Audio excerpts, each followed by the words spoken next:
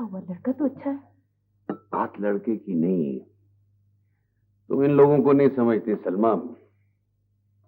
ये ये औरत को अपनी हवेली में इस तरह रखते हैं जैसे वो कबूतर नहीं रखते दड़बों में। ये लाख हजार ख्याल हो जाए, सारी दुनिया का चक्कर लगाए, लेकिन लेकिन जब अपनी औरत की बात होगी ना तो ये 10 सदियां पीछे चले जाएंगे। और हमारी नीलम।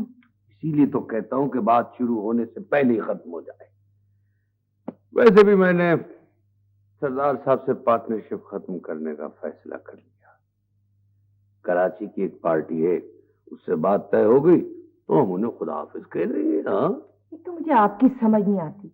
कल तक तो आप उसकी। जो कल गुजर जाए उसे भूल जाना चाहिए। हमेशा आने वाले कल पे नजर रखनी चाहिए।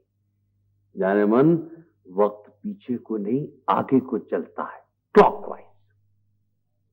क्या भाई? क्लॉकवाइज। अच्छा।